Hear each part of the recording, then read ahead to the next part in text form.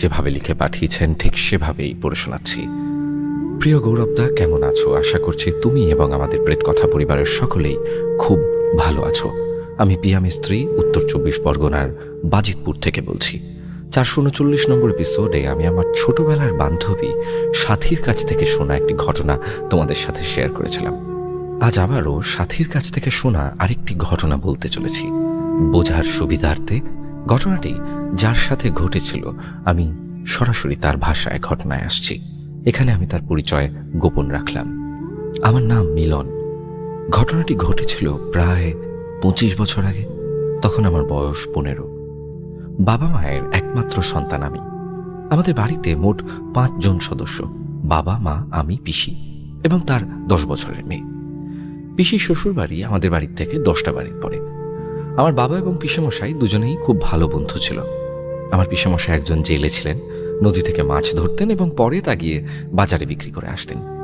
এভাবে বেশ ভালোই চলছিল তাদের। এমনই এক বর্ষার দিনে পিসেমশাই ভোরবেলায় ক্যানালে মানে নদীতে মাছ ধরতে যান, কিন্তু দুপুর গড়িয়ে গেলেও পিসেমশাই বাড়ি ফিরে আসেন না। পিসি তখন আমাদের বাড়িতে বেড়াতে এসেছিলেন, তো পিসেমশাই বাড়ি ফিরছে না দেখে পিসির শ্বশুর বাড়ির লোকজন পিসেমশাইয়ের খোঁজ করতে শুরু করেন। তারা ভেবেছিলেন হয়তো পিসেমশাই আমাদের বাড়িতে এসেছে, কিন্তু তারা কোনো খোঁজ পায় না। তার ঠিক একদিন পর পিসেমশাইয়ের লাশ পাওয়া যায় জাদুমায়ার খাদে। ক্যানালের ওই পারে এই খাদ অবস্থিত। সবার মনে একটাই প্রশ্ন ছিল যে পিসেমশাই ক্যানালে না গিয়ে কেন ওই জাদুমায়ার খাদে গিয়েছিলেন। পরে অবশ্য গ্রামের লোকেরা নিজেরাই একটা মন গড়া গল্প বানিয়ে নিয়েছিল যে পিসেমশাই হয়তো নিশির ডাকে সাড়া দিয়েছিল, তাই তার এই পরিণতি। কিন্তু আসল কারণটা কারোরই জানা নেই। জাদুমায়ার খাদ আমাদের এখানকার একটি পুকুর। পুকুরটি প্রায় 2 বিঘা জমি নিয়ে, তাই সবাই এটিকে খাদ বলে। ঠাকুমার মুখে শুনেছি আগে প্রতি বছর একটা নির্দিষ্ট দিনে এই খাদের মাঝখান থেকে একটি সোনার রাধাকৃষ্ণ মূর্তি কিছুক্ষণের জন্য উঠে আসত। সবাই খাদের কিনারা থেকে সেই মূর্তির পুজো করত, আর কেউ যদি সেই সময় খাদে নামত তাহলে মূর্তিটি সেই মুহূর্তেই আবার জলের তলায় চলে যেত। শুনেছি খাদটা অনেক গভীর। এটাও শুনেছি আজ পর্যন্ত যেই খাদে নেমেছে সে নাকি আর জীবিত ফেরেনি। অনেকেই সেই মূর্তি খোঁজার জন্য জলে নেমেছিল, কিন্তু তাদের আর পাওয়া যায়নি। খাদের জল গাঢ় নীলচে রঙের। এখন অবশ্য খাদের মাঝ বরাবর চরপরের ঢিবি মতন হয়ে গেছে। দেখলে মনে হয় কেউ হয়তো ইচ্ছে করে সেখানে মাটি দিয়ে কিছু একটা ঢেকে রেখেছে। ঠাকুমার কাছে শোনা সবকিছুই আমার নিছকই এক গল্প মনে হয়, কারণ সেই খাদটা এখনো আমি নিজের চোখে দেখিনি, সবটাই লোকমুখে শোনা। আর এখন অনেককেই দেখি তারা সেই খাদ থেকে স্নান সেরে বাড়ি ফিরছে। শুধু আমার মাই ঠাকুমার কথা বিশ্বাস করে আমাকে সেখানে যেতে দেয় না। কেন জানি না, মা খুব ভয় পায়। সে যাই হোক, পিসেমশাই মারা যাওয়ার পর পিসির শ্বশুর বাড়ির লোক অনেক অত্যাচার করত পিসির উপর, তাই আমার বাবা পিসিকে নিয়ে বাড়িতে চলে আসে। এরপর কেটে যায় বেশ কয়েক বছর। আমি সবসময় গ্রামে ঘুরে ফিরে খেলাধুলা করে সারাটা দিন কাটিয়ে দিতাম। কখনো চলে যেতাম ক্যানাল পাড়ে মাইক ফুল আনতে। ফুলটা বেগুনি রঙের আর অনেকটা মাইকের মতো দেখতে বলে আমরা সেটাকে মাইক ফুল বলতাম। আমাদের ক্যানালে এক ধরনের ছোট ছোট শিকল ফল পাওয়া যেত, যা অনেকটা কুলের মতো খেতে। মাঝে মধ্যে সেগুলিও আনতে যেতাম। পড়াশোনায় আমার তেমন মন ছিল না কোনোদিনই। এমনই একদিন বিকেলে আমি আর রাজ ক্যানাল পাড়ে শিকল ফল আনতে গিয়েছিলাম। তারপর দুজনে গাছ থেকে ফল ছিঁড়ে যে যার জামার পকেটে রাখছিলাম। জামার পকেট ভরে যেতেই দুজন মিলে ক্যানালের পাড়ে বসে গল্প করতে করতে সেগুলি খাচ্ছিলাম, আর খাওয়া বীজগুলো ছুঁড়ে মারছিলাম দূরে ক্যানালের মাঝখানে। কিছুক্ষণ এভাবে বসে থাকার পর দেখলাম আকাশে ঘন কালো মেঘ করে এসেছে। দেখতে দেখতে হঠাৎ করে ঝাঁপিয়ে বৃষ্টি। রাজকে বললাম, চল চল এবার বাড়ি চল, বৃষ্টিতে ভিজলে মা বকবে। রাজ বলল, হ্যাঁ চল চল। এই বলে দুজনে উঠে দাঁড়াতেই আমার চোখ গেল আমাদের থেকে বেশ খানিকটা দূরে ক্যানালের মাঝখানে কিছু একটা ভেসে আসছে। এখন বর্ষার সময়, তাই ক্যানালে সবসময় এটা সেটা ভেসে আসে। আমি একটু ভালো করে দেখার চেষ্টা করলাম যে জিনিসটা আসলে কি। এত বৃষ্টি জোরে নেমেছে যে ঠিক করে বোঝাও যাচ্ছে না। কেন জানি না, জিনিসটা দূর থেকেই আমার বেশ অদ্ভুত লাগছে। রাজ বলল, কিরে চল, ভিজে গেলাম তো। আমি বললাম, ওই দেখ কি যেন একটা ভেসে আসছে না। রাজ বলল, হ্যাঁ তো কি হয়েছে, তোর জন্য এবার আমিও মায়ের কাছে বকা শুনবো। কিছু সময়ের মধ্যেই সেই জিনিসটা ভেসে ভেসে আমাদের একদম কাছে চলে আসলো। জিনিসটাকে যখন কাছ থেকে দেখলাম তখন আমাদের দুজনেরই গলা শুকিয়ে এসেছে। দুজনেই চিৎকার করে আশেপাশের লোকজনকে ডাকতে লাগলাম। আমরা যেখানে দাঁড়িয়েছিলাম তার 10 পা দূরে একটি ছোট বাড়ি ছিল। সে বাড়ির কাকিমা দরজার কাছে দাঁড়িয়ে চেঁচিয়ে জিজ্ঞাসা করলো, এই কি হয়েছে রে, তোরা চেঁচাচ্ছিস কেন? ক্যানালে লাশ ভেসে এসেছে। কি বলছিস? দাঁড়া, আমি আসছি। এই বলে তিনি কাকুকে ডেকে নিয়ে তাড়াতাড়ি আসলো আমাদের কাছে। কাকু কাকিমা আসতে লাশটি বেশ খানিকটা দূরে চলে গেছে। কোথায় কোথায় লাশ? কাকু জিজ্ঞাসা করলো। আমি আঙুল দিয়ে ইশারা করে দেখালাম। কাকু দেখতে পেয়ে আমাকে আর রাজকে বলল, যা যা যা, তোরা লোকজন ডেকে নিয়ে আয় তাড়াতাড়ি। এই বলে কাকু তাড়াতাড়ি ক্যানালে নেমে লাশটির দিকে সাঁতার কেটে যাওয়ার চেষ্টা করছিল। বুঝলাম সে লাশটিকে টেনে আনতে যাচ্ছে। কাকুর কথা মতন আমরা আশেপাশের লোকজনকে ডাকতে গেলাম। সবাইকে ডেকে যখন আমরা আবার ক্যানাল পাড়ে আসলাম তখন দেখলাম কাকু লাশটিকে পাড়ে তুলে নিয়ে এসেছে। লাশটির কাছে গিয়ে দেখলাম লাশটি এক মধ্যবয়স্ক পুরুষের। লোকটির পরনে একটি সাদা হাফ হাতা টি শার্ট আর বাদামি রঙের ফুল প্যান্ট। লোকটির বাম হাতের বগলের নিচে একজোড়া জুতো আর ডান হাতের আঙুলগুলো এমনভাবে ছিল দেখে মনে হচ্ছিল সেই হাতে সে কিছু একটা ধরে রেখেছিল। লোকটির চুলগুলো কোকড়ানো, গলায় কেমন যেন একটা সরু দাগ, সারা শরীর সাদা হয়ে ফুলে উঠেছে। আমি লাশটিকে দেখে বেশ ভয় পেয়েছিলাম। পরে পুলিশ এসে জিজ্ঞাসাবাদ করে লাশটিকে নিয়ে যায়। তারপর আমরা যে যার মতন বাড়ি ফিরে আসি। রাতে খাওয়া দাওয়া করে টয়লেট করতে বাড়ির পিছনের ডোবার দিকটাতে গেলাম। টয়লেট করে যখন ফিরে আসছিলাম তখন একটা আওয়াজ শুনতে পেলাম, ছলাৎ ছলাৎ করে। অনেকটা জল নিয়ে খেলা করলে যেমন হয় আওয়াজটা তেমনই, এবং আওয়াজটা ডোবার মধ্য থেকে আসছে। মনে মনে ভাবলাম কুকুর নাকি। যাই হোক, তেমন একটা গুরুত্ব দিলাম না। হাত পা ধুয়ে ঘরে গিয়ে শুয়ে পড়লাম। বাড়িতে দুটো ঘর, একটাতে মা বাবা থাকে, আরেকটিতে পিসি এবং বনু। বারান্দায় একটা খাটিয়া পাতা আছে, আমি সেখানে ঘুমোই। রাতে যখন শুয়েছিলাম তখন বাড়ির দরজার বাইরে থেকে একটা কাশির শব্দ পেলাম। কেউ কাশছে, কিন্তু এত রাতে কে আছে বাইরে? আমার বালিশের পাশে সবসময় একটা ব্যাটারির টর্চ লাইট রাখা থাকতো। আমি সেই টর্চটা জ্বালিয়ে দরজার দিকে বাড়লাম। দরজা তো দেওয়া, তার মানে সবাই ঘরে আছে। তাহলে বাইরে কে কে কাশে? উঠে বসতেই টের পেলাম কাশির আওয়াজটা আস্তে আস্তে ঘরের পিছন দিকে যাচ্ছে। তাড়াতাড়ি দরজা খুলে বাড়ির পিছন দিকে গেলাম দৌড়ে। না, কেউ তো নেই আশেপাশে। টর্চের আলো এদিক সেদিক ফেলতে লাগলাম কেউ আছে কিনা দেখার জন্য, কিন্তু কেউ নেই। ঘরে গিয়ে দরজা দিয়ে আবার শুয়ে পড়লাম। পরের দিন সকালে জানতে পারলাম কাল রাত থেকেই রাজের ধুম জ্বর হয়েছে। আমি একবার গিয়ে ওর সাথে দেখা করে আসলাম। সেদিন দুপুরে পাড়ার দুটো দাদার সাথে পুকুরে স্নান করতে যাচ্ছিলাম। তখন একটা দাদা বলল, চল আজ জাদুমায়ার খাদে স্নান করতে যাই। আমি বললাম, না না না, আমি যাব না, মা জানতে পারলে বকবে। দাদাটা বলল, আরে চল না, তোর মা জানতে পারবে না। আমি বললাম, চলো তাহলে। এরপর আমরা জাদুমায়ার খাদের দিকে যেতে থাকি। খাদে যেতে গেলে ক্যানাল পার করে যেতে হয়। ভরা বর্ষাতেও হেঁটেই পার করা যায় ক্যানাল। আমরা খাদে গিয়ে পৌঁছই। সত্যি জায়গাটি অপরূপ সুন্দর। তারপর খাদে নেমে স্নান করার সময় একটা দাদা বলল, চল সাঁতার কেটে খাদের ওপার থেকে ঘুরে আসি। আমি বললাম, না আমি যাব না, তোমরা যাও, আমি উঠে পড়ব। তারপর দাদারা চলে যায় আর আমি একা এদিকটাতে জলের মধ্যে দাঁড়িয়ে আছি। হঠাৎ আমার মনে হলো আমার পা কিছু একটাতে আটকে গেছে। আমি অনেকভাবে ছাড়ানোর চেষ্টা করলাম, কিন্তু কোনোভাবেই পারলাম না। শেষে জলের নিচে গিয়ে তাকালাম। কি কি আমি দেখছি? এটা কালকের ওই লোকটা আমার দিকে ড্যাব ড্যাব করে তাকিয়ে আছে। তার মুখে এক বিশ্রী ভয়ানক মৃদু হাসি। লোকটার চোখের মণিগুলো সম্পূর্ণ কালো, আর সেই লোকটা আমার পা ধরে রেখেছে। আমি ভয়ে জল থেকে মুখ বার করে চিৎকার করে উঠলাম। দাদারা তখন সবে মাত্র কিছুটা দূরে গিয়েছিল। আমার চিৎকার শুনে ওরা আবার তাড়াতাড়ি ফিরে এলো, কিন্তু ততক্ষণে লোকটি আমার পা ছেড়ে জলের তলায় মিলিয়ে গেছে। আমি তাড়াতাড়ি পাড়ে উঠি। পাড়ে রাখা আমার গামছাটা নিয়ে সোজা এক দৌড়ে বাড়ির দিকে পালাই। পিছন থেকে দাদারা বেশ কয়েকবার জিজ্ঞাসা করছিল কি হয়েছে, কিন্তু আমি আর সেদিকে কান দিই না। এক দৌড়ে সোজা বাড়িতে এসে থামি। আসার সময় অনেকটা রাস্তা ঘুরে ব্রিজের উপর দিয়ে আসি। ক্যানাল পার করে আসার সাহস আমার ছিল না। সেদিন মাঝরাতে আমার খুব জোর টয়লেট পায়। আমি উঠে টর্চ হাতে নিয়ে দরজা খুলে বাইরে বের হই।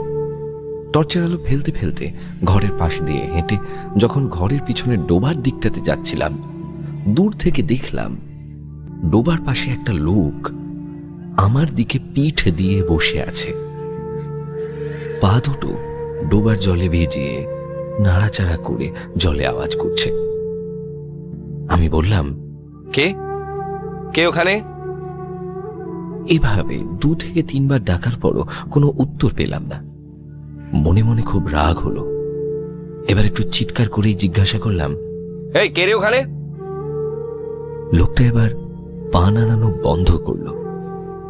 এবার সে আস্তে আস্তে আমার দিকে মাথা ঘোরাচ্ছে। পুরো মুহূর্তটা কিছুক্ষণের জন্য যেন স্তব্ধ হয়ে গেছে। সে যখন পুরো আমার দিকে ঘুরে তাকালো, তখন আমার হৃদস্পন্দন বেড়ে গেছে। আরে, এই লোকটা তো সেই লোকটা যার লাশ আমি দেখেছিলাম। লোকটার মুখে আবারও সেই বিশ্রী ভয়ানক মৃদু হাসি, চোখের মণি দুটো সম্পূর্ণ কালো। লোকটি হাসছে, আর সেই হাসি এখন আর মৃদু নেই। হাসিটা যত জঘন্য হচ্ছে তত বেশি চোখ দুটো বড় হয়ে যাচ্ছে। ঠোঁটের কোণা দুটো যেন চোখ অব্দি চলে গেছে। ধীরে ধীরে মুখটা ভয়ানক, আরো বেশি ভয়ানক হয়ে উঠছে। ভয় আমার চোখের সামনে সব অন্ধকার হয়ে যেতে শুরু করলো। চিৎকার করে কাউকে ডাকবো, পারলাম না। ঘুম ভাঙলো বৃষ্টির জলে। চোখ খুলে দেখলাম আমি এখন সেখানেই মাটিতে পড়ে আছি। ভোর হয়ে এসেছে। তাড়াতাড়ি ঘরে চলে গেলাম, বিছানায় শুয়ে পড়লাম। বারবার একটা কথা ভাবছিলাম, কি দেখলাম আমি? সবটাই কি সত্যি নাকি কল্পনা? সেদিন থেকেই আমার খুব জ্বর হলো। ঠিকঠাক ঘুমোতে পারছিলাম না, কিছু খেতে পারছিলাম না। যদি কিছু জোর করে খাই তাহলে বমি হয়ে যায়। দিন দিন শুকিয়ে যেতে লাগলাম। কোনো ওষুধেই কাজ হচ্ছিল না। এরই মধ্যে জানতে পারলাম রাজের শরীর প্রচন্ড খারাপ হয়ে গেছে। ও নাকি এখন আর কথাও বলতে পারছে না। এসব শুনে মনটা আরো বেশি খারাপ হয়ে গেল। নিজেকে একবার রাজের জায়গায় ভাবলাম, হয়তো ওর সাথেও এমনটাই হচ্ছে যা আমার সাথেও হচ্ছে। আর নিজের মনে কিছু চেপে রাখলাম না। বাবা, মা, পিসি সবাইকে ডেকে পুরো ঘটনাটা বললাম। বাবা তারপর আমাকে নিয়ে গেল একটি বাড়িতে। সেখানে এক বয়স্ক লোকের কাছে আমাকে বসালো। এরপর বাবা সেই লোকটিকে সবকিছু খুলে বলল। লোকটি তারপর আমাকে এক গ্লাস জল খেতে দেয়, তার সঙ্গে একটি মাদুলি পরিয়ে দেয়, আর কাগজে কিছু একটা লিখে সেটি লাল কাপড়ে মুড়ে দেয়, আর আমাকে বলে সেই কাগজটি যেন বাড়ির উঠোনে পুঁতে দিই।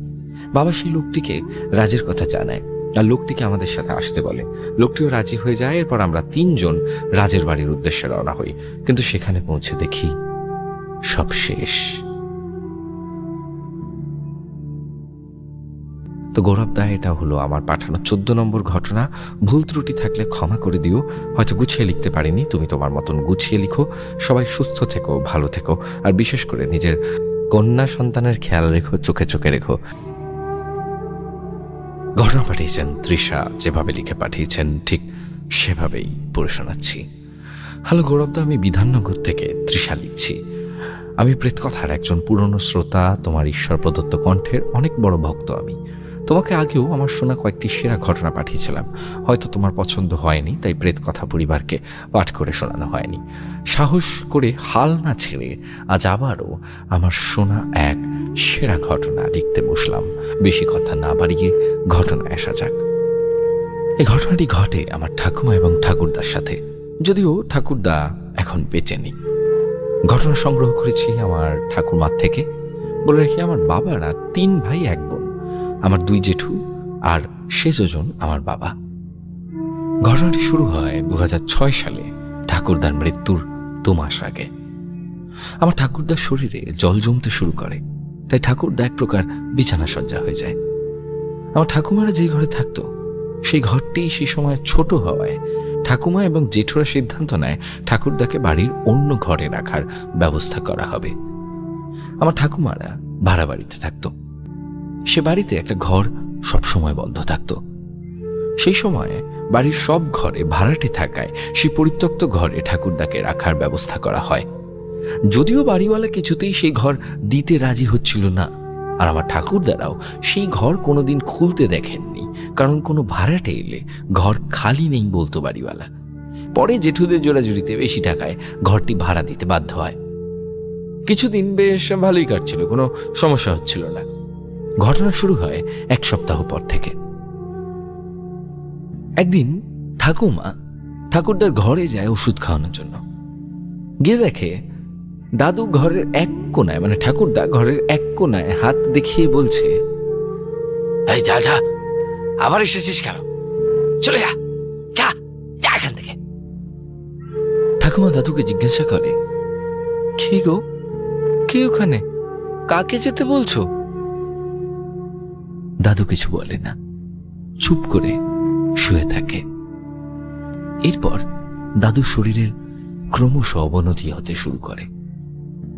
দাদুর কথা বলার শক্তি হারিয়ে যায়, কিন্তু সে প্রায়ই ঘরের কোনো একদিকে হাত দেখিয়ে রীতিমতো গোঙাতে গোঙাতে বলতো, যা যা, চলে যা যা। এরই মধ্যে একদিন ঠাকুমা দাদুকে রাতে খাবার খাওয়াচ্ছিল। এমন সময় ঠাকুমার চোখ যায় বারান্দায়। ঠাকুমা দেখে একজন মহিলা সাদা শাড়ি পরে দাঁড়িয়ে আছে। তার ঘুমটা মুখ অব্দি টানা এবং ঠাকুমা তার মুখ দেখতে পায় না। সে মহিলাটি বারান্দার দরজার পাশে দাঁড়িয়ে আছে। কিছু মুহূর্ত পরই সেখানে ঠাকুমা আর কাউকে দেখতে পায় না, এবং এই প্রথমবার ঠাকুমা এমন কিছু দেখেছেন যার কোনো ব্যাখ্যা করতে পারেন। আরেকদিনের ঘটনা, আমার পিসি আসে শ্বশুরবাড়ি থেকে দাদুকে দেখতে, মানে ঠাকুরদাকে দেখতে। তাই পিসি ঠাকুরদাকে দুপুরের খাবারটা খাওয়াতে ঠাকুরদার ঘরে যায়। বলে রাখি, ঠাকুরদার ঘরে একটা খাট আর টেবিল ছাড়া কোনো আসবাবপত্র নেই, আর আছে একটা সিমেন্টের করা তাক, যেটা ঠাকুরদার খাটের ঠিক উপরে।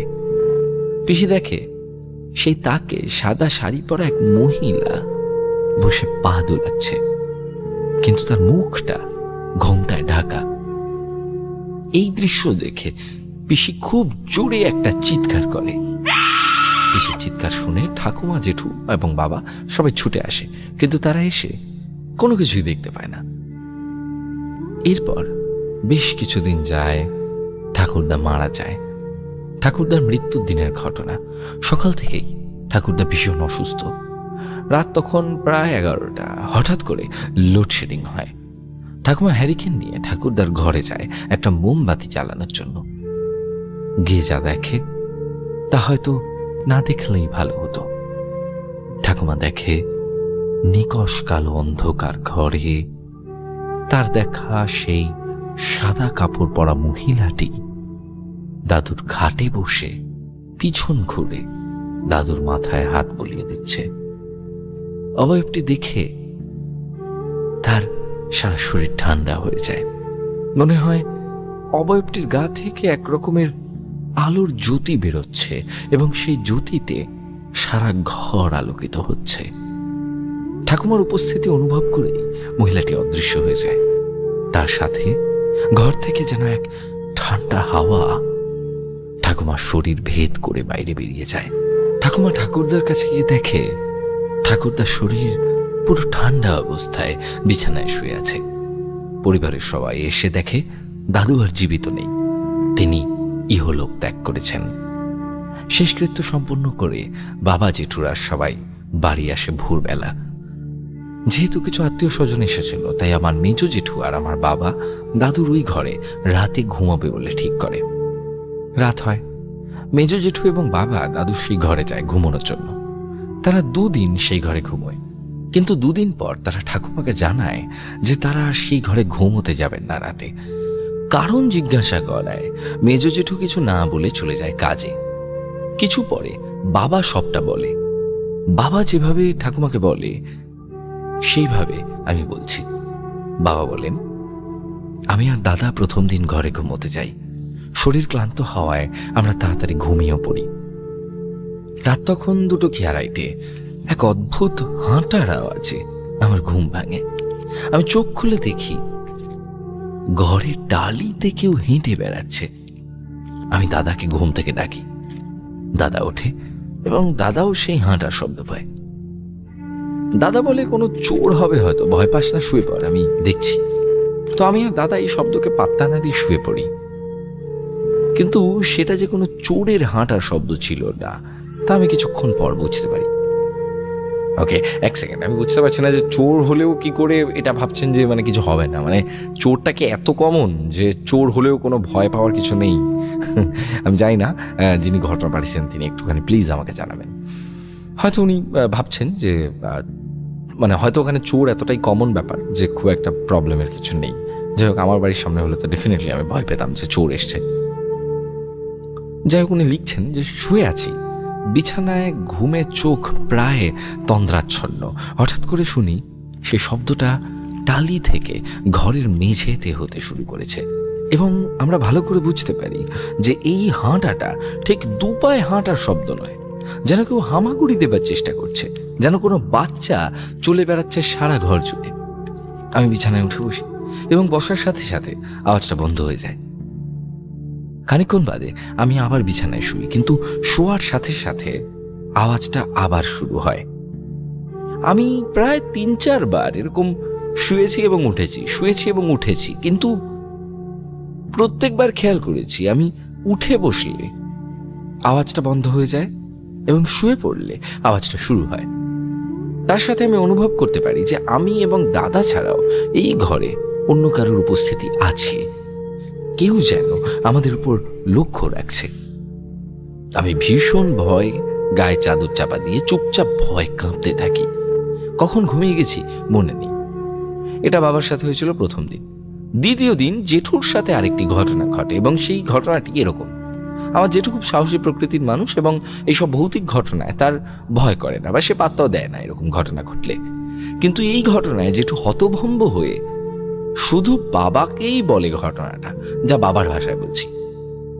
দ্বিতীয় দিন দাদা ঘুমোচ্ছে, হঠাৎ মাঝরাতে একটা ঠান্ডা স্পর্শ অনুভব করে দাদা এবং উনি চোখ খুলে দেখেন বাবা তার মাথার কাছে বসে তার মাথায় হাত বুলিয়ে দিচ্ছে। এবং এটা দেখে জেঠু কষ্টে কেঁদে ফেলে এবং তার কান্না দেখে বাবা তাকে বলে, আরে কাঁদিস কেন, এই ঘরেই আছি আমি সব সময় তোদের সাথে, আর জানিস এখানে আমার এক নাতিও আছে, ছোট্ট আর একটা মেয়েও আছে। কথাটা শুনে দাদা আমাকে ডাকতে যায়, পিছন ঘুরে বাবা কোথায় যেন মিলিয়ে যায়। ওকে, এখানে বাবা মানে অ্যাকচুয়ালি ঠাকুরদার কথা বলা হচ্ছে। তো এরপর বাবা বলেন যে আমি দাদার কথা বিশ্বাস করতাম না, কিন্তু ঘটনাটা বলার সময় দাদার চোখে জল দেখেছিলাম প্রথমবার, তাই আমি এবং দাদা সিদ্ধান্ত নিই ওই ঘরে আমরা আর শোবো না। ঘটনাটি শুনে সেই ঘরে কেউই শোবে না বলে ঠিক করে, তাই বাড়িওয়ালা সেই ঘরে আবারও তালা ঝুলিয়ে দেয়। দাদুর শ্রাদ্ধের পর সেই ঘর খুলে যজ্ঞ করা হয় এবং কীর্তন দেওয়া হয়। সমস্যা দূর হয়েছে কিনা জানি না, কারণ সেই ঘরে পরবর্তীতে কেউই থাকেনি, তাই জানি না। কিন্তু ঠাকুমার মুখে শুনেছি যে সেই ঘরে কি ছিল। ঠাকুমা বলে ওই ঘরে নাকি কিছু বছর আগে এক মা তার 3 মেয়েকে নিয়ে থাকতো। তাদের বাবা অনেক বছর আগে মারা গিয়েছেন। তাদের সংসার কোনো রকমে চলত। ছোট 2 মেয়ে পড়াশোনা করে আর বড় মেয়ে একটা জায়গায় কাজ করত। বড় মেয়ের নাম বেলা আর মেজো মেয়ের নাম রেখা। ছোট মেয়ের নামটা ঠাকুমার মনে ছিল না। তো রেখা একদিন হঠাৎ পালিয়ে গিয়ে বিয়ে করে নেয় তার প্রেমিকের সাথে। তার বিয়ে স্থায়ী হয় না, বেশ কিছুদিনের মধ্যেই তার স্বামী এক অ্যাক্সিডেন্টে মারা যায়। তাই রেখা তার মা বোনদের সাথে একই ঘরে থাকতো, সবসময় সাদা কাপড় পরে থাকতো। কিছুদিন পর বেলা এবং তার ছোট বোনের বিয়ে হয়ে যায়। তাদের বিয়ের কিছু মাস পর তাদের মাও মারা যায়, ফলে সেই ঘরে রেখা একাই থাকতো। রেখার জামাইবাবু মানে বেলার স্বামী ঠিক সুবিধে ছিল না, খুব নেশা করতো আর সবসময় রেখাকে কুনজরে দেখতো। এবং জামাইবাবু হওয়ায় সে তার জামাইবাবুকে কিছু বলতেও পারত না। একদিন রাতে খুব ঝড় বৃষ্টি হচ্ছে। ঘরে দরজা ধাক্কানোর শব্দে রেখার ঘুম ভাঙে। দরজা খুলে দেখে তার জামাইবাবু নেশাগ্রস্ত অবস্থায় দাঁড়িয়ে আছে। রেখা তাকে ঘরে ঢুকতে দিতে চায়নি, তবে বাইরের দুর্যোগ হওয়ায় বাধ্য হয়ে তাকে ঘরে ঢুকতে বলে। তার জামাইবাবু ঘরে ঢুকে বিছানায় বসে। রেখা তাকে জল দিতে যায়। জলটা রেখার হাত থেকে নেওয়ার সাথে সাথে রেখাকে সে তার কাছে টেনে নেয়। রেখা চেঁচাতে থাকে, কিন্তু বাইরের ঝড় বৃষ্টি আর বজ্রপাত হওয়ায় তার চিৎকার কেউ শুনতে পাচ্ছিল না। রেখার জামাইবাবু রেখাকে জোর করে নিজের শারীরিক চাহিদা মেটায় এবং রাত থাকতে থাকতে সে পালিয়ে যায়। রেখা ভয়তে কাউকে কিছু বলে না, কিন্তু এটা তার সাথে একদিন না, প্রায় তার জামাইবাবু এমন করত, তার সাথে শারীরিক সম্পর্ক করত। 1 মাস পর রেখা জানতে পারে সে অন্তঃসত্ত্বা। সে বিষয়টা সে তার জামাইবাবুকে বলে এবং এও বলে যে সে সব তার দিদিকে জানাবে। তার কথা শুনে জামাইবাবু বলে, তোমার কথা তোমার দিদি বিশ্বাস করবে না, আর যদিও করে তাহলে তোমার দিদি আত্মহত্যা করবে। এই কথা শুনে রেখা খুব ভয় পেয়ে যায় আর দিদিকে কিছু বলবে না বলে সিদ্ধান্ত নেয়। কিছু মাস পর রেখার শারীরিক পরিবর্তন হতে শুরু করে, সাধারণ যেমনটা একটা অন্তঃসত্ত্বা মায়ের হয়। রেখা আবারও ঠিক করে সে সবটা তার দিদিকে জানাবে, যাই হয়ে যাক না কেন। সে তার দিদিকে ফোন করতে যাবে, এমন সময় তার জামাইবাবু এসে যায়। তাদের মধ্যে এক প্রকার ঝামেলা শুরু হয় এবং কিছু মুহূর্ত পর সেটা হাতাহাতিতে পরিণত হয়। রেখাকে তার জামাইবাবু ঘাট থেকে ধাক্কা দিয়ে ফেলে দেয়। রেখা ছিটকে মেঝেতে গিয়ে পড়ে আর যন্ত্রণায় ছটফট করতে থাকে এবং প্রসব যন্ত্রণায় আর্তনাদ করতে করতে এক সময় সে মারা যায়। তার জামাইবাবু কি করবে বুঝতে না পেরে সেই ঘরেই রেখাকে অন্তঃসত্ত্বা অবস্থায় মাটিতে পুঁতে দেয় এবং সে বেলাকে বলে রেখা সন্তান সম্ভবা ছিল, তাই লজ্জায় সে ঘর ছেড়ে পালিয়েছে। এই ঘটনাটা ঠাকুমা বাড়িওয়ালার থেকে শুনেছিল। ঘটনাটা শুনে ঠাকুমার বুঝতে বাকি রইল না যে সেই সাদা শাড়ি পরা মহিলাটি রেখা, আর আমার বাবা সেই রাতে যার উপস্থিতি টের পেয়েছিল হামাগুড়ি দিয়ে হাঁটার, সেটা রেখা সেই ভূমিষ্ঠ না হওয়া সন্তান। তো এই ছিল ঘটনা গৌরবদা আমার ঠাকুমার মুখে শোনা। এই ঘরটি এখনো আছে পরিত্যক্ত অবস্থায়। আমি ঘরটির ছবি পাঠিয়ে দেব। যদি কোথাও ভুল ত্রুটি থাকে ছোট বোন ভেবে ক্ষমা করো। ভালো লাগলে তোমার জাদুকরি বলার ভঙ্গিতে প্রেতকথা পরিবারকে পাঠ করে শুনিও। ঘটনাটি সিলেক্ট হলে পরবর্তীতে আরও ঘটনা জোগাড় করতে উৎসাহিত হব। ইতি তৃষা। হ্যালো গৌরবদা, আমি বিধাননগর থেকে তৃষা লিখছি। প্রিয় প্রেতকথা পরিবারের অন্যতম সদস্য এবং তোমার ঈশ্বর প্রদত্ত কণ্ঠের এক অন্ধভক্ত। গৌরবদা, আমার লেখা ঘটনা তোমার কণ্ঠে শোনার ইচ্ছেটা আমার ইতিমধ্যেই পূরণ হয়েছে। গত 452 নম্বর এপিসোড এবং 458 নম্বর এপিসোডে আমার লেখা ঘটনা শোনানোর জন্য অনেক ধন্যবাদ। তোমার ঈশ্বর প্রদত্ত কণ্ঠে ঘটনা দুটি পাঠ করায় ঘটনা দুটি এক আলাদাই রূপ পেয়েছে। দাদুর কাছ থেকে শোনা মেছো ভূতের ঘটনাটা তোমার ভালো লেগেছে, এটা শুনে আমি ভীষণ খুশি হয়েছি। সেই ঘটনা শোনার সময় দাদুকে আমি প্রেত কথা সম্পর্কে বিস্তারিত জানাই। তখন দাদু তার সাথে ঘটা 4টি ঘটনা আমাকে বলেন। তার মধ্যে থেকে আজকে দাদুর সাথে ঘটা একটি ঘটনা লিখতে বসলাম। তো ঘটনাটি আমি যেভাবে দাদুর কাছ থেকে শুনেছি ঠিক সেভাবেই নিজের মতন করে লিখছি। এই ঘটনাটি আজ থেকে প্রায় 50 বছর আগেকার ঘটনা। দাদুর বয়স তখন 25 কি 26 বছর হবে। দাদু তখন পড়াশোনা শেষ করে নতুন জ্যোতিষবিদ্যা শিখছেন আর তার পাশাপাশি কয়েকটা টিউশনি পড়াতেন। আমাদের এখানে দক্ষিণদ্বারী নামে একটি জায়গা আছে। এখন সেখানে যেতে গেলে একটি খাল পড়ে, সে খালের উপর লোহার ব্রিজ করা। সে ব্রিজের উপর দিয়ে দক্ষিণদ্বারী যাওয়া হয়, কিন্তু যখনকার কথা বলছি তখন এই ব্রিজটি ছিল না। তখন রেল লাইনের নিচ অর্থাৎ রেল ব্রিজের নিচ থেকে দক্ষিণদ্বারী যেতে হতো। দক্ষিণদ্বারী যাওয়ার আর কোনো পথ ছিল না সেই রেল ব্রিজের নিচ ছাড়া। লোকমুখে শোনা যায় ওই ব্রিজটি নাকি ভালো না। অনেকেই নাকি সেখানে অস্বাভাবিক কিছু দেখেছে।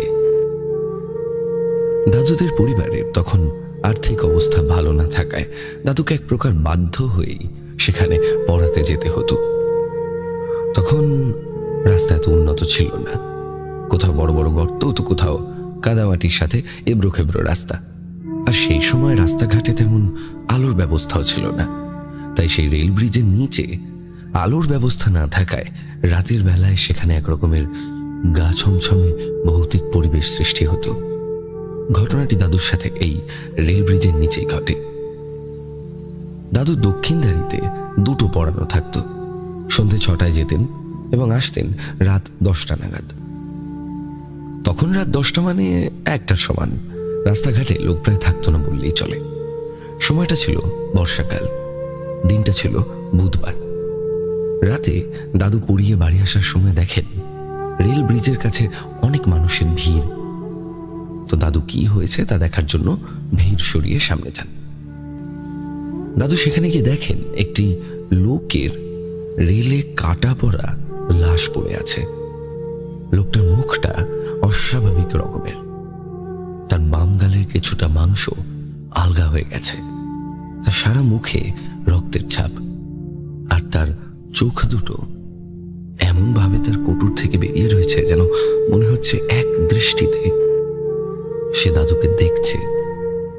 তার মুখটা কিছুটা হা করা, যেন লোকটি কিছু বলতে চাইছে।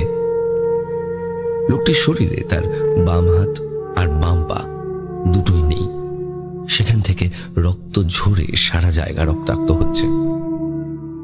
তো দাদুর লোকটাকে দেখার পর থেকে ভীষণ অস্বস্তি লাগছিল। মনের মধ্যে একটা আলাদা অনুভূতি হচ্ছিল। তাই দাদুর লাশটাকে পিছনে রেখে কিছুটা এগিয়ে আসে। দাদু কিছুটা এগিয়ে আসার পর দেখে আবারও বেশ কিছু লোকের ভিড়। এবারও দাদু সেই ভিড় ঠেলে এগিয়ে যান।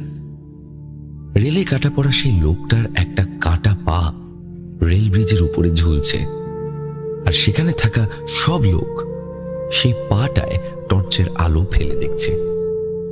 এইসব দেখে দাদুর সারা গায়ে শিহরণ খেলে যায়। দাদু আর সেই স্থানে থাকতে পারে না। দাদু সেই স্থান ত্যাগ করে বাড়ি ফিরে আসেন কোনো মতে। রাতে বাড়ি এসে দাদু হাত মুখ ধুয়ে খেয়ে শুয়ে পড়েন। কিন্তু দাদুর কিছুতেই ঘুম আসছিল না একটা অজানা আতঙ্কে। তার সারা শরীরে একটা অস্বস্তি অনুভব হচ্ছিল, আর চোখ বন্ধ করলেই বারবার সেই রেলে কাটা পড়া লোকটার চেহারার কথা মনে পড়ছে। দাদু কোনো রকমে ঘুমানোর চেষ্টা করে। এক সময় পর দাদু ঘুমিয়েও পড়ে। স্বপ্নে দাদু দেখেন সেই রেলে কাটা পড়া লোকটা তার বিভৎস দেহ নিয়ে দাদুর সামনে দাঁড়িয়ে আছে, আর দাদুকে কি যেন একটা বলছে, কিন্তু দাদু কিছুই শুনতে পাচ্ছেন না। দাদু দেখছে তার মুখটা নড়ছে, কিন্তু মুখ থেকে কোনো শব্দ বের হচ্ছে না। ভয়ে ধরফড়িয়ে দাদু বিছানা থেকে ওঠেন। সে রাতটা দাদু আর ঘুমোন না, দাদু জেগে কাটিয়ে দেন। পরের দিন সন্ধে থেকেই ঝমঝমিয়ে বৃষ্টি পড়ছে। দাদুর পড়ানো শেষ হয় ওই রাত 9:30 নাগাদ। তখন বৃষ্টিটা অনেকটা কমেছে। দাদু রওনা দিল বাড়ির উদ্দেশ্যে। অন্ধকার ঘুটঘুটে রেল ব্রিজের কাছে আসতেই দাদুর মনে পড়ে সে আজ টর্চ লাইট টানতে ভুলে গেছে। তো দাদু কোনো মতে পা টিপে টিপে হাঁটতে হাঁটতে অন্ধকার রেল ব্রিজের নিচে প্রবেশ করে। চারিদিকে জমা জল এবং কাদামাটি পেরিয়ে দাদুকে আসতে হচ্ছে। তার মধ্যে টর্চটা না নিয়ে যাওয়ায় তিনি কিছু চোখেও দেখতে পাচ্ছিলেন না। শুধু চারিদিকে নিখস কালো ঘন অন্ধকার। চারিদিক পুরো শান্ত, মাঝে মাঝে ঝিঝি পোকার ডাক শোনা যাচ্ছে আর বৃষ্টির টুপটাপ শব্দ। যখন দাদু ব্রিজের মাঝামাঝি চলে এসেছে, তখন হঠাৎ দাদুর একটা জুতো কাদার মধ্যে কোথায় যেন হারিয়ে যায়। দাদু নিচু হয়ে কোনো রকমে হাতড়ে হাতড়ে তার জুতোটি খুঁজতে থাকেন। এমন সময় সে নিস্তব্ধতাকে ভেদ করে পিছন থেকে দাদুর কানে এক পুরুষালী কণ্ঠস্বর ভেসে আসে। তিনি দাদুকে বলছেন, আরে দাদা, অমন করে কি খুঁজছেন আপনি? তো দাদু জুতো খুঁজতে খুঁজতে উত্তর দেন, আরে দেখুন না দাদা, আমার একটা জুতো কাদায় হারিয়ে গেছে। দাদুর উত্তরে তিনি বলেন, ওহ আচ্ছা, জানেন দাদা, আমারও না একটা কাটা হাত আমি খুঁজে পাচ্ছি না।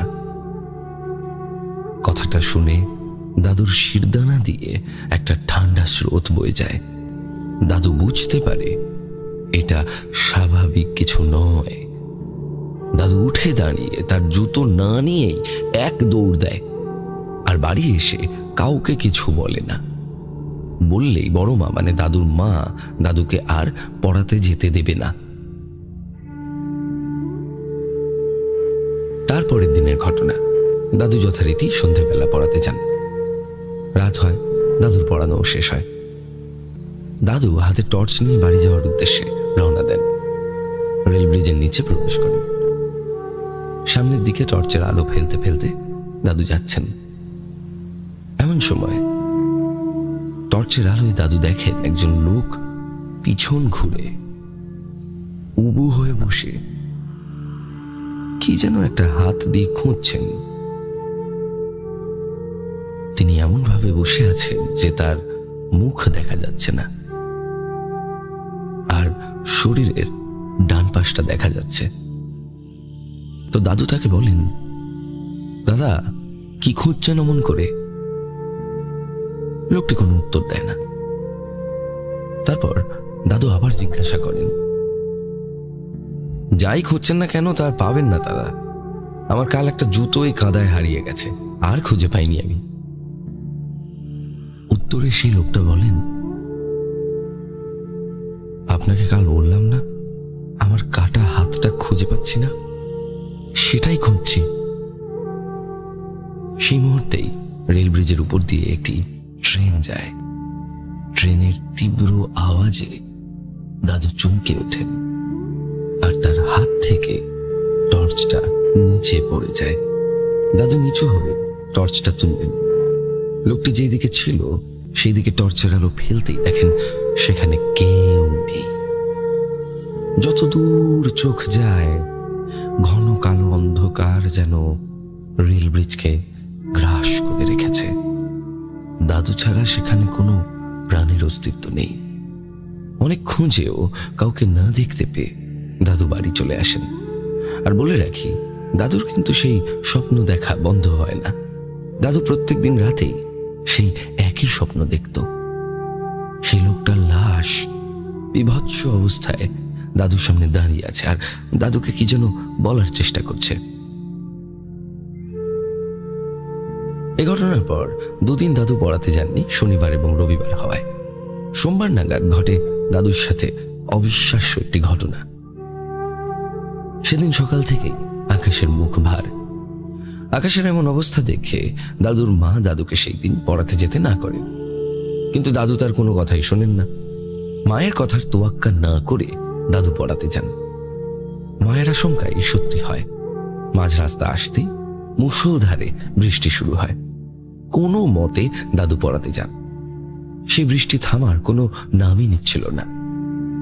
রাত প্রায় 11টা বেজে যায়, তাও বৃষ্টি থামছে না দেখে বৃষ্টিকে উপেক্ষা করেই দাদু বাড়ির উদ্দেশ্যে রওনা হয়, মাথায় ছাতা এবং হাতে টর্চ লাইট নিয়ে। দাদু আবার সেই রেল ব্রিজের নিচে প্রবেশ করে। কিছু দূর আসতেই দাদুর কানে সেই চীনা কণ্ঠস্বর ভেসে আসে। তিনি বলছেন, দাদা শুনছেন? দাদু ভাবেন যে আজকে সে দেখবেই কে এই লোকটা। দাদু কিছুটা সাহস সঞ্চয় করে পিছন ঘোরেন এবং লোকটার দিকে টর্চের আলো ফেলেন। আলো ফেলতেই দাদু যা দেখেন তাতে দাদুর হাড় হিম হয়ে যায়। দাদু দেখেন একটা আধ পচা লাশ তার সামনে দাঁড়িয়ে আছে।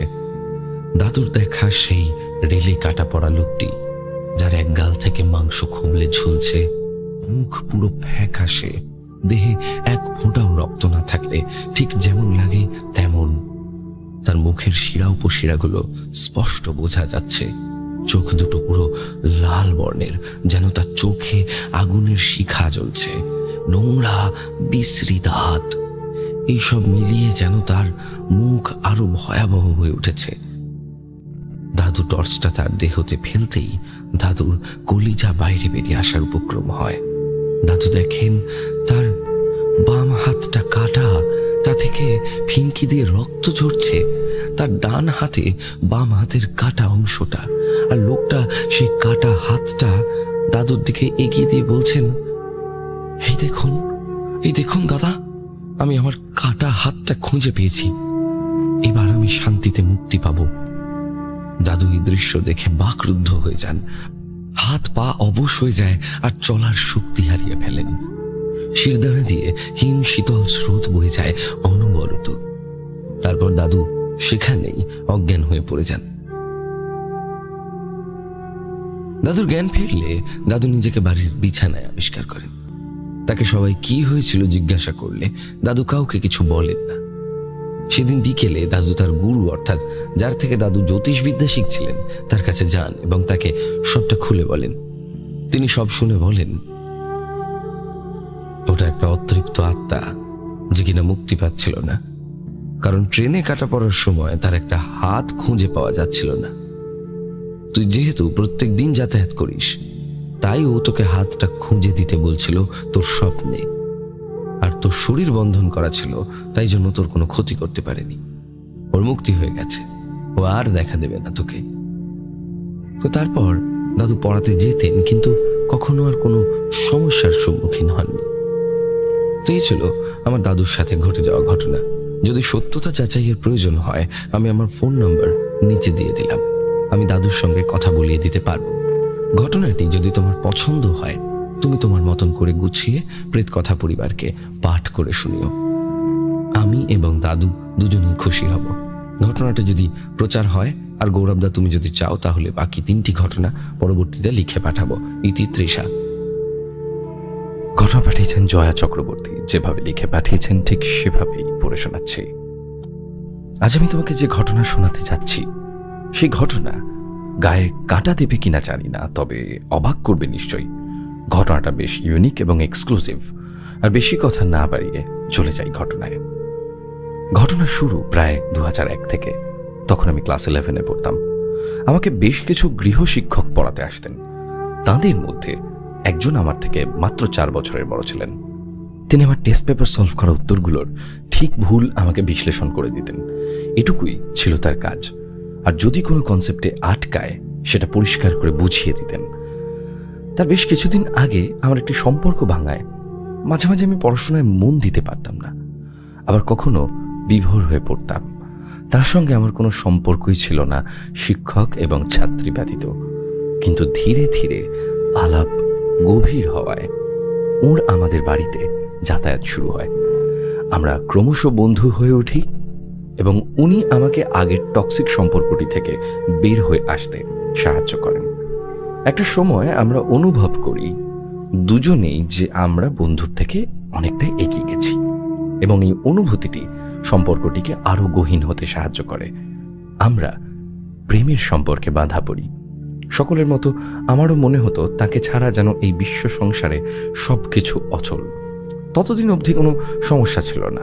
আমাদের কমিটমেন্টের মাসখানেকের পর আমার প্রায় মনে হতে লাগলো আমি যখনই কোনো কাজ করছি, কেউ আমার পিছনে দাঁড়িয়ে আমাকে দেখছে। এরকম প্রায়শই হতো। আমি সাদা বা হলুদ শাড়ি পরিহিতা কোনো মহিলাকে ভীষণ স্পিডে হেঁটে চলে যেতে দেখতাম। উৎসাহ আমার চিরকালের সঙ্গী। এই ঘটনা ভয় পাওয়ার থেকে আমাকে অবাক করতো অনেক বেশি। তবে কখনো যে গা ছমছম করতো না, এই মিথ্যে কথা আমি বলতে পারবো না। মাঝে মাঝে মনে হতো ভদ্রমহিলাকে ডেকে জিজ্ঞাসা করি কে তিনি। সুখের কথা এই যে সেই মুহূর্তে আমার সুযোগ হয়নি। উনি এত দ্রুত হেঁটে যেতেন, আমি ঠাউর করতে পারতাম না, এবং বেশ কিছুক্ষণ পর যখন বুঝতে পারতাম, তখন মনে হতো যে কাকে দেখলাম। আমি অনুভূতিগুলোকে অত্যন্ত সাধারণ মনে করে পাত্তা দিইনি। ভাবতাম এ হয়তো আমার চিন্তা ভাবনার ভ্রম। এখানেই ঘটনার ইতি হলে ভালো হতো, কিন্তু এই ঘটনা যে এত তাড়াতাড়ি শেষ হবার নয়, সেটা তখন বুঝতে পারিনি। একদিন আমার মা আমাকে ডেকে বললেন তিনি একজন ভদ্র মহিলাকে ছাদে বাথরুমের দিকে যেতে প্রত্যক্ষ করেছেন ভর সন্ধেবেলায়। এইবার আমার মনে একটু খটকা ডাক দিয়ে ওঠে। মাকে বলি, বোধহয় তুমি ভুল দেখেছ। 2007 সালের জুলাই মাস। আমি আমার অনুভবের কথা আমার প্রেমিককে বলছি। ও সে সময় ছিল চরম নাস্তিক, তবুও ও আমার প্রতি যথেষ্ট সহানুভূতিশীল হওয়ায় আমার কোনো কথা ও বিশ্বাস করেছিল কিনা জানি না, কিন্তু আমার কখনো কোনো কথা কাটেনি। দুবারই থেকেই আমাদের বিবাহের জন্য তৎপরতা শুরু হয়ে গেছে। তবে ওর বাড়ির দিক থেকে কিছু সমস্যা থাকায় শুধু বাড়ির কিছু লোকজন এবং বন্ধু বান্ধব ডেকে রেজিস্ট্রি ম্যারেজের জন্য ওরা প্রস্তাব দেন। সামাজিক বিবাহ হবে রেজিস্ট্রি ম্যারেজের বেশ কিছুদিন পর। সেই মুহূর্তে আমাদের বাড়িতে আমার একটি বোন থাকতো, নাম ঝর্ণা। আমি সেই সময় ইংলিশে মাস্টার্স করছিলাম। সেদিন ছুটি থাকায় দুপুরে ক্লান্ত হয়ে ঘুমিয়ে পড়েছিলাম খাটে, কিন্তু ঘুমের শেষ দিকটা কেমন যেন একটু আধো ঘুম আধো জাগরণ। দেখি এক কৃষ্ণবর্ণা মহিলা দাঁড়িয়ে আছেন আমার খাটের পাশে। সে সুদর্শনা, কিন্তু তার সারা মুখে এবং গায়ে রয়েছে পোড়ার দাগ। তার কোমর অবধি চুল খোলা, কুচকুচে কালো চুল তার সৌন্দর্য কয়েক গুণ বাড়িয়ে দিয়েছে। কপালে কালো লম্বা টিপ, চুল তার হাওয়ায় উঠছে, চামড়া খসখসে। সে আমাকে বলে, এ বিয়ে বন্ধ করো, তুমি যাকে বিয়ে করতে যাচ্ছ সে আমার স্বামী, তার ভাগ আমি কাউকে দিতে পারবো না। তুমি ওকে বিয়ে করলে তোমার ক্ষতির চূড়ান্ত সীমায় আমি তোমাকে পৌঁছে দেব। হঠাৎ করে চটকা ভেঙে যায় ঘুমটা, মন খারাপ হয়ে যায়। ঘুম থেকে উঠে বোন ঝর্ণাকে সব কথা বলি এবং বাড়ির কাউকে বলতে বারণ করি। বিয়ের আর 1 মাসও বাকি নেই। 2 দিন পর থেকে গলায় ঘা, কোনো ওষুধেই উপশম হচ্ছিল না। অঙ্কোলজিস্ট ডক্টর গৌতম চট্টোপাধ্যায়ের কাছে যাই। উনি কিছু পরীক্ষা নিরীক্ষা করে নিশ্চিত হন এবং আমায় আশ্বস্ত করেন যে এটি ক্যান্সার নয়। ইতিমধ্যে যে মহিলাকে দেখতাম তাকে দেখাটা অনেক গুণ বৃদ্ধি পায় এবং আরও আশ্চর্য, যেদিন তাকে দেখতাম তার পরের দিন মারাত্মক অসুস্থ থাকতাম এবং অসুখ সারতে সময় লাগত। মন্দিরের একজন বিশ্বস্ত পুরোহিতের কাছে গেছিলাম এই বিষয়টি নিয়ে। উনি গণনা করে বললেন যে মেয়েটিকে আমি দেখছি সে আমার স্বামীর গত জন্মের স্ত্রী ছিল এবং তাদের বিবাহ নিজের পছন্দের মতেই হয়েছিল। সে মেয়েটি আমাকে কোনোভাবেই সহ্য করতে পারছে না। যাই হোক, ডাক্তার গৌতম চট্টোপাধ্যায়ের কাছে আশ্বাস পেয়ে কিনে ফেলি নীল রঙের এক বালুচরি। বিয়ের তোড়জোড় শুরু হয়ে যায় পুরো দমে। 2-3 দিনের মধ্যে রেজিস্ট্রি ম্যারেজ সম্পন্ন হয়। কিন্তু বিবাহের পরই এমন কিছু ঘটনা ঘটতে থাকে যা আমাকে তো বটেই, আমার বাড়ির লোককেও বেশ ভয় পাইয়ে দেয়। কিছু ঘটনা আমি উল্লেখ করছি। আমার বাবা এবং মা যে ঘরটিতে শুতেন, বাবা আগে শুয়ে পড়তেন, মা তার কিছুক্ষণ পরে আসতেন। একদিন বাবা উপলব্ধি করেন যে মা তার পাশে এসে বসছেন। তো বাবার বক্তব্য যাবতীয় কথাবার্তা বলতে শুরু করেন এবং আর চোখে প্রত্যক্ষ করেন যে মা চুল আঁচড়াচ্ছেন। কিন্তু বেশ কিছুক্ষণ কথা বলার পর মায়ের কোনো উত্তর না পাওয়ায় দেখেন যে কেউ ঘরে নেই। উঠে গিয়ে দেখেন মা আমাদের ঘরে আমাদের সঙ্গেই বসে আছেন এবং খোশ গল্পে মত্ত। বাবা বেশ ভয় পেয়ে যান। বাবা কাকে দেখেছেন? বাবা যাকে দেখেছেন তাকে কি সত্যি দেখেছেন নাকি বাবার মনের ভুল?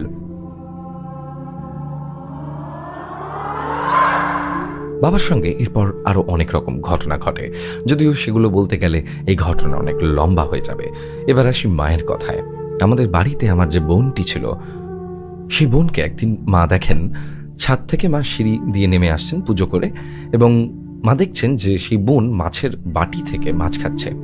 মা খুব বিরক্ত হন, এঁটো করছে বলে তাকে বকতে যাবেন, ঠিক এমন সময় সে উঠে পাশের বাথরুমে চলে যায়। এক্ষেত্রে বলে রাখি, বাথরুমটাই কিন্তু এন্ড পয়েন্ট, এরপর আর যাওয়ার কোনো জায়গা নেই। বাথরুমে মা যান, মানে বাথরুমের একদম কাছাকাছি যান এবং গিয়ে দেখেন পাশাপাশি যে 2টো বাথরুম রয়েছে, 2টো বাথরুমে একদম ফাঁকা পড়ে রয়েছে এবং ওই মেয়েটি নিচে সিঁড়ি থেকে আমার সঙ্গে উপরে উঠে আসছে। মা ভীষণ আশ্চর্য হয়ে যান এবং সেদিন রাত্রে আমাকে এবং ঝর্ণাকে এই কথা বলেন যে দেখ, আমি এরকম ঝর্ণাকে দেখলাম ওখানে বসে মাছ খাচ্ছে। এবং আমি ডাকার মুহূর্তেও বাথরুমে চলে যাই এবং বাথরুমে গিয়ে দেখি সেখানে কেউ নেই। তারপর দেখি ঝর্ণা তোর সাথে উঠে আসছে। তো মা খুব আশ্চর্য এবং অবাক হয়ে যান এবং আমি একটুখানি আনমনা হয়ে যাই। আমার বারবার সেই স্বপ্নের কথা মনে পড়ে যায়। ততদিনে আমাদের ভালোবাসা অনেক গভীরে চলে গেছে এবং তখন ঠিক করি যা করার হয় করব, কিন্তু ফেরার তো কোনো রাস্তা নেই। আমার প্রতিজ্ঞা যত দৃঢ় হয় ঘটনা তত বাড়তে থাকে। একদিন আমি এবং ঝর্ণা আমাদের নিচতলায় কম্পিউটার গেম খেলছিলাম। তখন সেখানে পুরোই ফাঁকা এবং অন্ধকার। আগে পেইং গেস্ট দেওয়া হতো, মায়ের শরীর খারাপের জন্য নিচতলা ফাঁকাই পড়ে আছে। সময় তখন রাত 8টা। খেলতে খেলতে হঠাৎ করে আমরা দুজন শুনি মায়ের ডাক খুব কাছ থেকেই। দেখি ডাইনিং স্পেস দিয়ে মা হেঁটে আসছেন আমাদের ঘরের দিকে। আমরা একটু ঘাবড়ে যাই, কি জানি কোনো অন্যায় করে ফেললাম কিনা। দরজার সামনে এসে মা যে কি ভাষায় কথা বললেন বুঝতে পারলাম না। তারপর দেখলাম মা মিলিয়ে গেল। তখন শুনি ওপরে রান্নার শব্দ এবং বাসন ধোয়ার শব্দ। নিচ থেকে সেটা খুব স্পষ্ট শোনা যেত। মা ওপর থেকে চিৎকার করে আমাদের দুজনকে ডাকছেন উপরে আসার জন্য। আমরা প্রচণ্ড ভয় পেয়ে যাই এবং থরথর করে কাঁপতে থাকি যে আমরা তাহলে এই মুহূর্তে সামনে কাকে দেখলাম। আমরা প্রচণ্ড ভয় পেয়ে যাই এবং ওই বিপদের সময় ধৈর্য হারাতে নেই মোটেই। এই ভেবে ঝর্ণাকে কম্পিউটার বন্ধ করতে বলি এবং কোনো মতে লাইট নিভিয়ে দুজনেই দুজনের হাত ধরে উপরের দিকে দৌড় দিই এবং প্রায় নিঃশ্বাস বন্ধ করে উঠে গিয়ে মাকে ঘটনা জানাই। 2 দিন পর মা আমাদেরকে মাদুলি এনে পরিয়ে দেন যাতে কোনো ক্ষতি না হয়। তবে আমাদের ওই ভদ্র মহিলাকে দেখা বন্ধ হয় না। গড়িয়ে গেছে বছর, ঝর্ণার বিয়ে হয়ে গেছে। 2008 সাল। আমার সামাজিক বিয়ের কথা পাকা হয়ে গেল। যদিও তখন আমি চাকরি করি না, আমার প্রেমিক ছোটখাটো চাকরি করে। বিয়েতে সবাই মদত দেন। বিয়ের পরে আরও পড়াশোনা বা চাকরির চেষ্টা করা যেতে পারে। দুইবারই যথেষ্ট স্বতন্ত্র মানসিকতা। বিয়ের কথা ঠিক হওয়ার পরপরই আমার মুখে অদ্ভুতভাবে একটা ঘাড় সৃষ্টি হয়, ঠিক যেরকমটা রেজিস্ট্রি ম্যারেজের আগে আমার একটা অসুবিধা হয়েছিল। সমস্ত রকম আবার টেস্ট করা হলো। 7 দিন, 10 দিন, 15 দিন, 1 মাস ওই ঘা আর সারে না। অথচ টেস্ট করে কিছু পাওয়া যাচ্ছে না। মুখের ঘা হলে মুখে লালাতেই সেরে যায়, সেটাই স্বাভাবিক। ঠাকুরমশাই টুকটাক মাদুলি দিচ্ছেন, জল পড়া দিচ্ছেন। ওষুধের উপর ভরসা উঠে গেছে, হোমিওপ্যাথি করছি। প্রায় সবটাই ঈশ্বরের উপর ছেড়ে দেওয়া হয়েছে। 3 মাস ওই ঘা আমাকে ভুগিয়েছিল। ঘা ছেড়ে জ্বর ধরল, ঠিক 3 মাস। এদিকে মারা গেলেন আমার প্রেমিকের দাদু, মেশো এবং আমার অন্যান্য আত্মীয়। সবার মনের অবস্থা এত খারাপ, বিয়ে কি করে হবে সেই নিয়ে সবাই দুশ্চিন্তায় পড়ে গেলেন। বিয়ের ঠিক 18 দিন আগে আমার পেটে ব্যথা শুরু হলো, তলপেটে অসহ্য ব্যথা। ইউরিন ইনফেকশনের ওষুধ দেওয়া হলো, কিন্তু সেই ব্যথা কমে না। এমআরআই করে কিছু ধরা পড়ে না। ইতিমধ্যে এসে যায় সামাজিক বিয়ের দিন। গায়ে হলুদের সময় আমার পেটে তীব্র যন্ত্রণা ওঠে। আমি বারবার বাথরুম যাচ্ছি, অথচ কাউকে কিছু বলতে পারছি না। আত্মীয় স্বজন আসছেন, যাচ্ছেন, উপহার দিচ্ছেন। তাদের সঙ্গে শুধুমাত্র সৌজন্য করতে কথা বলছি। আমার 2 চোখে টুপ টুপ করে জল পড়ছে। এদিকে আমার মনের মানুষ আমার পছন্দ মতো সাজিয়ে দিয়েছে তত্ত্ব। আমার চোখে আনন্দের অশ্রু আসলেও সেই দিকে মন দিতে পারছি না ঠিক করে। সে যে কি অসহ্য যন্ত্রণা, অস্বস্তি বোঝাতে পারবো না। এসে মেডিসিন খেয়ে শেষ অবধি বিয়েতে বসা। বৌভাতে পরের দিন আবার সে ব্যথা। শ্বশুরবাড়ির লোক রুষ্ট হলেও আমার স্বামী আমাকে নিয়ে ডাক্তারখানায় যান। বিয়ের 10 দিনের মধ্যে শুনতে পাই ডাক্তার ক্যান্সার সন্দেহ করছেন। অবশেষে টেস্ট করে ধরা পড়ে যে আমার ওভারিন নার্ভ দুর্বল। যাই হোক, ওষুধ শুরু হতে পরিস্থিতির অল্প হলেও উন্নতি হতে থাকে। বিয়ের ঠিক 5 মাসের মাথায় আমার স্বামীর চাকরিটি চলে যায়। আমার তখন এসএসসি দেওয়ার কথা এবং পড়াশোনা করার কথা নিজের বাড়ি গিয়ে। আমি হতভম্ব হয়ে যাই এবং দুঃখে কাতর হয়ে যাই, তবু ভেঙে পড়ি না। শুধু ভাবি যে মেয়েটি তো বলেছিল যে সে আমার সর্বনাশ করে ছাড়বে। সে তো সর্বনাশ করেই চলেছে, শরীরের এবং মনের শান্তি নষ্ট করে ফেলেছে। ইতিমধ্যে আমার স্বামী নতুন চাকরি নিয়ে চলে যান গুজরাটে। অদ্ভুত ব্যাপার, সমস্ত উপদ্রব বন্ধ হয়ে যায়। আমি শ্বশুরবাড়িতে বেশ একা একা থাকি। যখন শ্বশুর শাশুড়ি থাকেন না তখন কোনো অসুবিধা হয় না। শুধু নানান কারণে আমার স্বামীর সঙ্গে আমার সংযোগ স্থাপনটুকু হয়ে ওঠে না। নিজের বহু চেষ্টার ফলে 8 বছর পরে তিনি বাড়ি ফেরেন। খুশিতে আমার শিরা উপশিরায় রক্ত টকবক করে ফুটতে থাকে। ভাবি এতদিনের না পাওয়াটা এবার হয়তো ঠিক পুষিয়ে যাবে। কিন্তু আমি জানতাম না আরও খারাপ দিন আমার জন্য অপেক্ষা করে আছে। আবারও ওই ভদ্র মহিলাকে দেখা শুরু হয়। এবার যেন গা সওয়া হয়ে গেছে, তাই আর পাত্তা দিই না। সেবারই ঘটল সেই চরম ঘটনাটি, বলা ভালো চরম ঘটনার শুরু। একদিন সন্ধেবেলা হঠাৎ করে আমি নাকি অন্য কারোর গলায়, অন্য কারোর সুরে কথা বলতে থাকি। প্রথমে অসংলগ্ন কথা বলি, তারপরে নাকি প্রসঙ্গে আসি। ক্রমে বোঝা যায় আমার উপর ভর হয়েছে। ক্রমশ এই ভর বাড়তে থাকে এবং একটি মেয়ে আমার ভিতর থেকে আমার শ্বশুরবাড়ির লোককে শাসাতে থাকে। আমি যেন আমার স্বামীর জীবন থেকে চলে যাই, সে থাকবে আমি হয়ে আমার ভিতরে, অর্থাৎ আমার সত্তাকে অবনমিত করে সে রাজ করবে। এই ঘটনা বহুবার ঘটেছে। আমি জানি না সেই সময় কি হতো। পরে শরীর এত দুর্বল লাগতো যে উঠতে পারতাম না বিছানা থেকে। উঠতে পারতাম না বলছি কেন, এখনো তো মাঝে মধ্যে এই ঘটনা ঘটে থাকে আমার সঙ্গে। এখন আমি উঠতে পারি না। মেয়েটির বক্তব্য আমি নাকি তার স্বামীকে হরণ করেছি, তাই সে আমার ভিতর থেকে যাবে না। আমার স্বামীও তাকে 2-3 বার প্রত্যক্ষ করেছেন নিজ চক্ষে। ঘরে হঠাৎ করে গান বেজে ওঠে, আলো তপতপ করে। আমার খাওয়া অস্বাভাবিকভাবে বেড়ে যায়। একজন হুজুর এখনো ক্রমাগত সাহায্য করে চলেছেন। তাছাড়া একমাত্র শুদ্ধ বাইবেল এবং মক্কার পবিত্র জল দিলে তবেই নাকি আমি ঘর থেকে ফিরে আসি নিজের সত্তায়। সত্যি জীবন শিখিয়েছে, বিপদে বা চিকিৎসায় ধর্ম হয় না। 2012 সালে আমি এসএসসির চাকরি পাই। কিছু রাজনৈতিক সমস্যার জন্য কলকাতায় পাই না, পাই হাওড়ার কোনো এক জেলায়। স্কুলের স্বার্থে নাম বলছি না। আমার সিনকোপ এবং বিভিন্ন উপসর্গ শুরু হয়। 2015-তে আমি প্রচণ্ডভাবে ডায়াবেটিক হয়ে পড়ি। শরীরের অবনতির জন্য গাড়ি কিনতে হয়। সেখানে সিংহভাগ টাকাই বেরিয়ে যায়। চাকরি করছি প্রায় 10 বছর, তার মধ্যে এই সমস্ত উপদ্রব রয়েছে। কমে আসলেও এখন এই ঘটনা ঘটে আমার সঙ্গে। শরীরের শক্তি কমে আসছে ক্রমে। ফলে আমি শিক্ষিকা হয়েও জোর দিয়ে বলতে পারি না যা কিছু আছে সবই লৌকিক, অলৌকিক বলে কিছু নেই।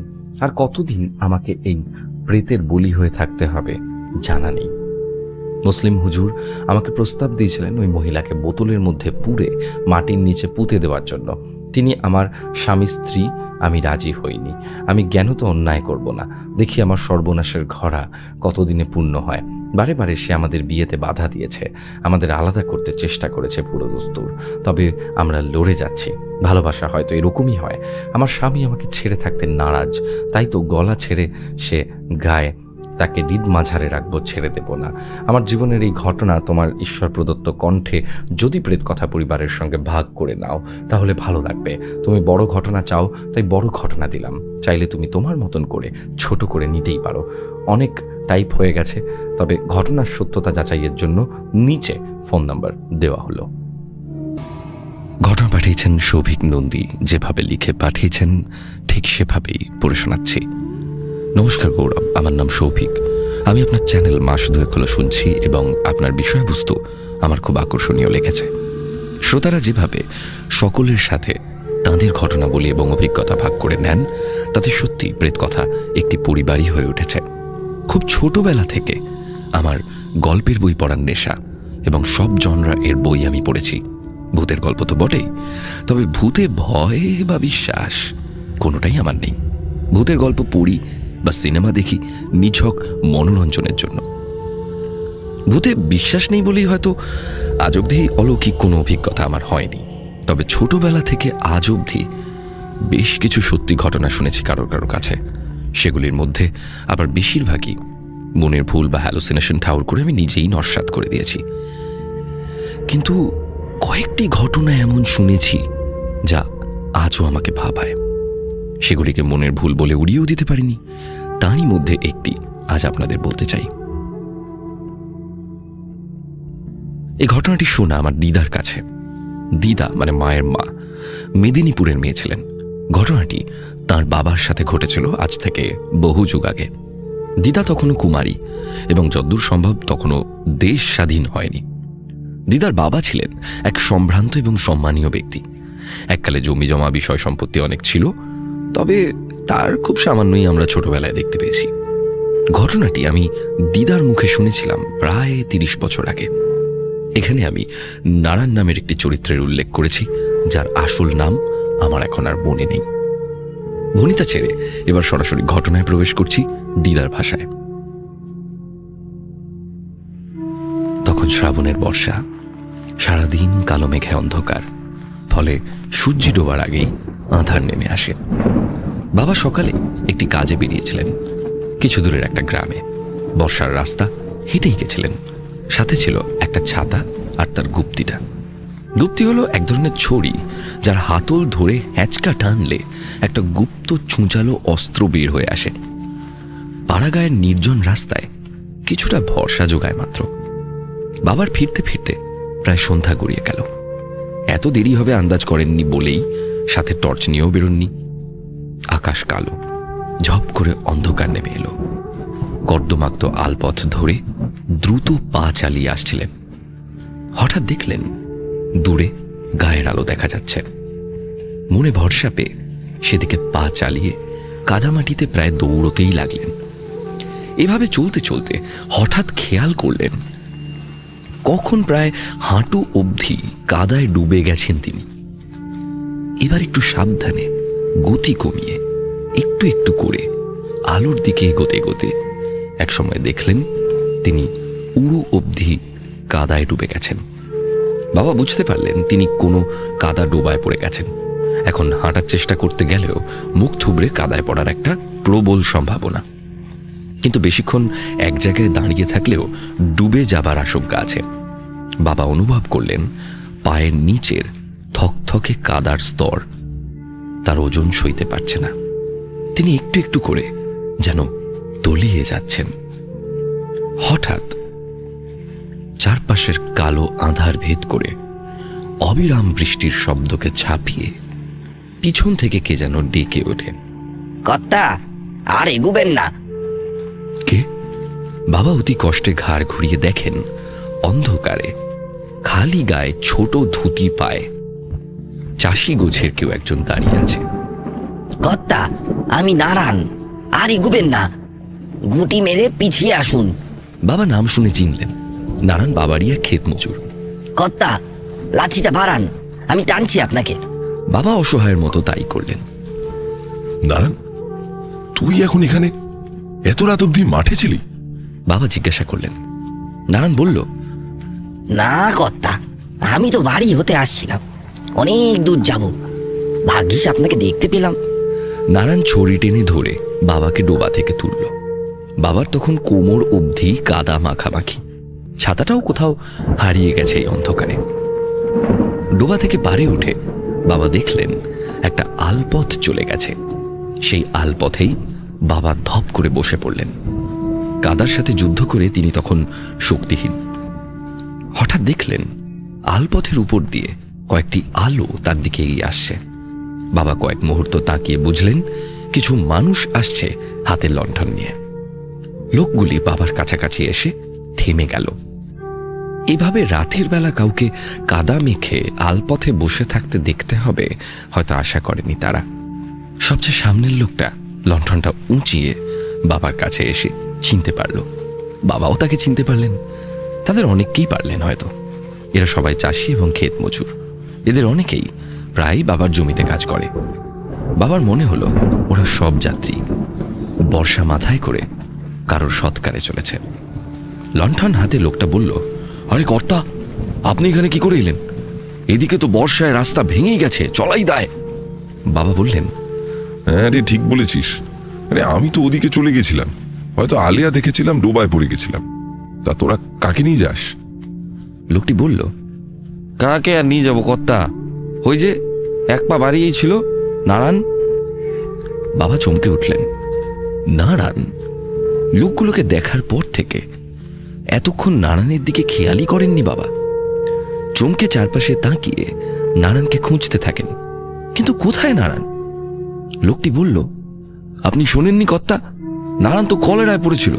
ওর বউ ভয় পেয়ে বাচ্চা কাচ্চা ছেলে মেয়েদের নিয়ে বাপের বাড়ি পালিয়ে গেল। ও তো একাই বেঁচে ছিল কদিন, আজ দুপুরে শেষ।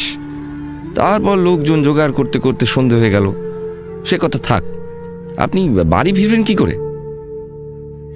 বাবা বিস্ময়ে হতভম্ব হয়ে বসে রইলেন। লোকটা একজনের নাম হেঁকে তাকে বলল যে সে যেন বাবাকে বাড়ি অবধি পৌঁছে দেয়। বাড়ি ফিরেও বাবা ঘোর কাটাতে পারেননি। সব ঘটনা আমাদের সেই রাতে বললেও নারায়ণের কথা আমায় বলেছিলেন অনেকদিন পর অন্য একটি কথা প্রসঙ্গে।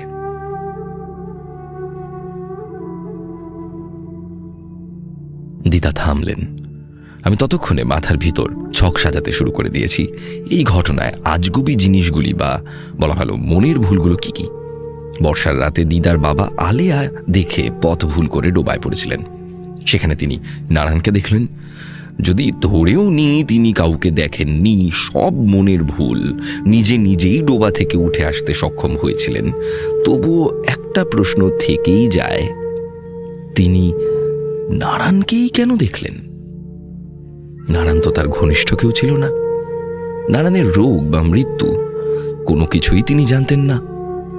ওই দিন ওই সময় তার অবচেতন মনে 1 ডজন মানুষের নাম ঘোরাফেরা করলেও নারায়ণের কথা তার মনে হওয়া সম্ভবই নয়, কারণ সে তো গুরুত্বপূর্ণ কেউ ছিল না, ছিল এক সামান্য চাষি। আমাদের রোজকার জীবনে গায়ের খেতে, খামারে, বাজারের ভিড়ে দৈনন্দিন দেখতে পাওয়া এবং দেখেও পরক্ষণেই ভুলে যাওয়া শুধু একটা মুখ ছিল নারায়ণ, যাকে চিনলেও তার কথা মনে আসার মতো সে কেউ নয়। তাকে সেদিন দেখতে পাওয়ার কোনো ব্যাখ্যা নেই। তো গৌরব, ঘটনাটি আপনার ভালো লাগলে আমি খুশি হব। অন্য আরও 2-3টি ঘটনা শুনেছি যেগুলোর ব্যাখ্যা পাইনি, পরে সময় পেলে লিখে পাঠাবো। প্রেত কথা পরিবারকে আমার অনেক শুভেচ্ছা। ভালো থাকুন, সুস্থ থাকুন, নমস্কার। ঘটনা পাঠিয়েছেন গৌরী দাস, যেভাবে লিখে পাঠিয়েছেন ঠিক সেভাবেই পড়ে শোনাচ্ছি। নমস্কার গৌরবদা, তোমার প্রেত কথার আমি একজন নিয়মিত শ্রোতা। ভূতের গল্প আমার বরাবরই প্রিয়, তবে যেহেতু তুমি গল্প নয় ঘটনা শোনাও, তাই প্রেত কথার প্রতি আকর্ষণটাও বেশি। আমি গৌরী দাস, একজন স্কুল শিক্ষিকা এবং শখের চিত্রশিল্পী।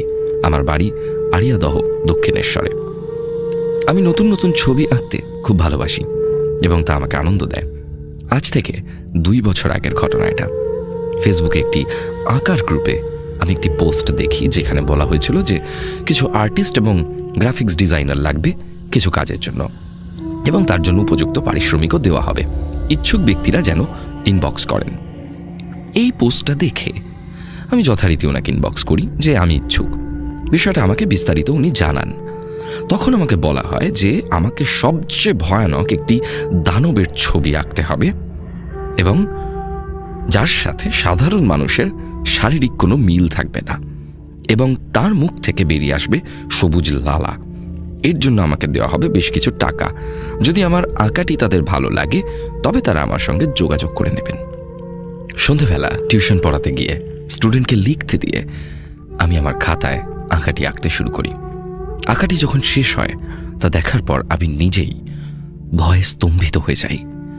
ছবিতে দানবটির গায়ের রং করি গাঢ় শ্যাওলা, লম্বা ছিপছিপে গরম, চোখ দুটি হলুদ এবং বড়, চোখের মণি বিড়ালের মতো, নাক বলতে 2টি মাত্র ছিদ্র, মুখটা হা করা, উপরে এবং নিচে 2টি করে অর্থাৎ মোট 4টি ক্যানাইন।